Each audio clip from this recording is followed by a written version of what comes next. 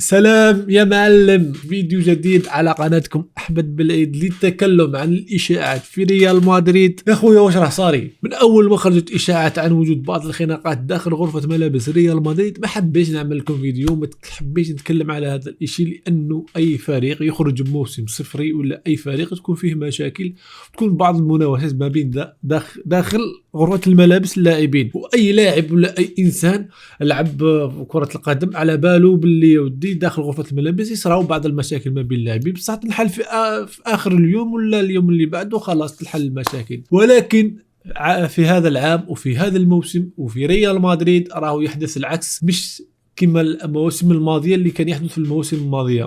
وكملنا نتعقلوا على الموسم 2012 2013 موسم إيكر كاسياس الشهير مع مورينيو كذا منا ملك. المهم اول اشاعه خرجت داخل غرفه ملابس ريال مدريد وهي اكثرها شيوعا حاليا، وهي الخناقه اللي ما بين فالفيردي وما بين تشواميني. ولكن قبلها خرجت اشاعه باللي راه كاين بعض الشحنه ما بين اللاعبين، واللي ضربوا روديغار، واللي روديغار لما دار ما عرف شكون اللي ضربه شد في خناقه مع عمل خناقه مع كاريراس، واللي هو روديغار ضرب كاريراس ولا كاريراس هو اللي ضرب روديغار ما ناش عارفين.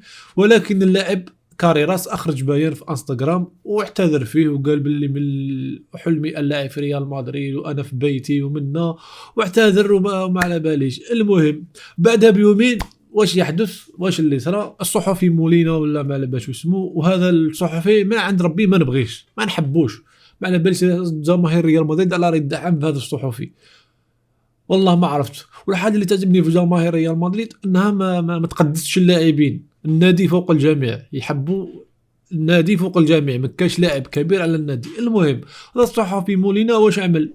الصحفي مولينا قال لهم بلي كاينه خناقه ما بين فالفيردي وتشواميني وتضربوا فيما بيناتهم، والسبب الخناقه انه في التدريبات اللاعبين في داخل ريال مدريد، في تدريبات اللاعبين تشواميني دخل على فالفيردي وكان ممكن يعمل له كسر ولا المهم تدخل عنيف عليه. الامور الخناقه تحلت فيما بيناتهم هذاك اليوم في يوم التدريب وخلاص كل واحد مشى في طريقه.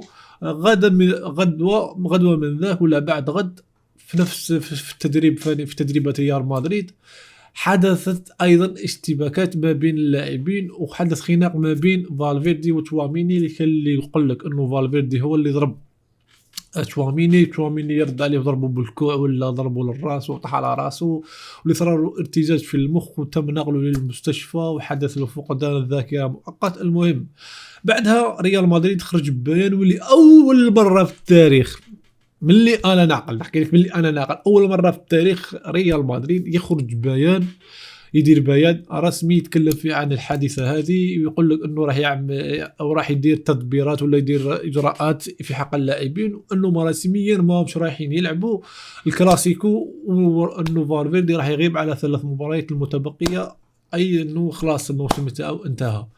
ولكن انا الحاجه اللي حبست لي راسي وحبست لي مخي انه بيريز كيف يعني صارت له بزاف مشاكل مع اللاعبين وصاروا بزاف مشاكل مع اللاعبين، اشهرها حادثه كاسياس، اشهرها ايضا حادثه كريستيانو، اشهر بزاف لاعبين نجوم جاوا الريال مدريد وما عملولوش واش راهم يعملوا هذو اللاعبين. وتحس انه يعني لو في وقت ما ولا في موسم ما لو لاعبين ريال مدريد قادوا يعملوا في هذا الشيء، يعني الخناقات والمناوشات وتسريب ما يحدث داخل غرفة الملابس، لا قلت لك هذا أمر مدروس من عند ريال مدريد قبل الكلاسيكو. ما في يوم الكلاسيكو لاعبين يخرجوا منسجمين مع بعضهم البعض ويغلبوا برشلونة، ولكن نظرا اللي راه يحدث واللي حدث سابقا واللي مش حاب نقول لك انه بسبب كليان مبابي، باللي جا هذا اللاعب وراهم يحدثوا بزاف مشاكل في ريال مدريد، واللي خرجت عارضة ولا عارضتين، احدهما على مبابي واحدهما على فينيسيوس، واحده جابت 15 مليون واحده جابت 20 مليون ولا اكثر، اللي يطالبوا بخروج اللاعبين ولا كثير من اللاعبين. خرجوا بزاف عارضات يتكلموا على اللاعبين، ولكن مبابي فينيسيوس ما على بالهمش شغل عادي. واللي يزيدك من البيت شعرا انه لما ريال مدريد خرج بهذا البيان الرسمي قال لك ايضا صارت بعض المناوشات خفيفه ظريفه طريفه ما بين مبابي وفينيسيوس، واللي زاد لها مبابي زاد لك كما يقول لك يزيد الملح على الجرح، لما جا خارج من الفابريات ولا الفابريغات ولا شو اسمها مقر لاعبي ريال مدريد، خرج داير موسيقى ويضحك وفمه هاك فتح. خالد يضحك كأنها شغل مقصودة به الجماهير تصوروا مقصودة ما فهمتش.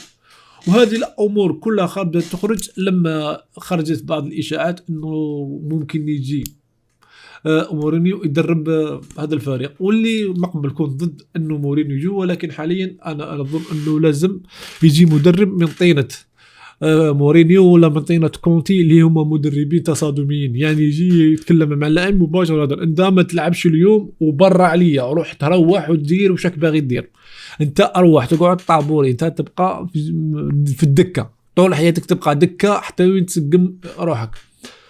اظن انه هذا اللي لازم عليه يعملوا بيريز، يجيب لهم مدرب تصادمي، ولا في نهايه الموسم يتم الاعلان عن بيع 4 لاعبين او 5 لاعبين، لا ادري، ربما يتخلى عن 4 لاعبين. يعني لو ريال مدريد بغى يبيع لاعب اي من لاعبيه لما يتم الاعلان انه غير هكا اشاعه فقط انه حاب يبيع لاعب او لاعبين، الانديه هاك تدير على اللاعبين لانه عنده لاعبين عالميين، هذا شيء ما نكروش. ولكن انا كيفك انا ايضا متفرج، نتفرج على المباريات، اتابع اخبار المباريات على النت ايضا، يعني مانيش ساحر ومانيش داخل ريال مدريد باش نقول شكون اللاعبين المغادرين ولكن راهم باينين اللاعبين اللي لازم يغادروا ريال مدريد، وراه باين المدرب اللي لازم يجي ريال مدريد. فاظن انه امر مقصور من اللاعبين حتى يبينوا للمدرب اللي راه جاي. والمشكل والمشكل انه المشجعين، رجعت التصريحات المدرب السابق تشابي الونسو اللي قال تصريحه الشهير، ولا مهم مش عارف هو كان تصريحه الشهير ام لا، ولكن الجمله اللي شهرت على لسانه اللي المشجعين رجعوا يغردوا فيها بتويتر بكثره: كنت اظن اني سوف اتي لتشجيع لاعبين ولكني لقيت نفسي في حضانه اطفال. هذا التصريح ولا هذه العباره راهي دايره حاله في تويتر. المهم هذا هو كان فيديو اليوم، تكلمنا عن الاخبار اللي راهي تدور حول ريال مدريد وهذه الاشاعات اللي راهي تدور واللي اكدها لنا ريال مدريد، ماكش حاب نتكلم فيها ولكن راهي ترند. لهذا اظن ان من وجهه نظري اظن انه لازم على ريال مدريد يدير مدرب راه باين شكون الاسامي راهم باينين اللي لازم يجوا حتى يحتويوا هذا الوضع اللي راه صار داخل ريال مدريد، ولا يتم بيع بعض اللاعبين 4 لاعبين او 5 لاعبين. فسلام من الله عليكم وشكرا لمتابعه الحلقه اليوم. ما تنساش رانا كل يوم لايف كيك، فمرحبا بك، سلام.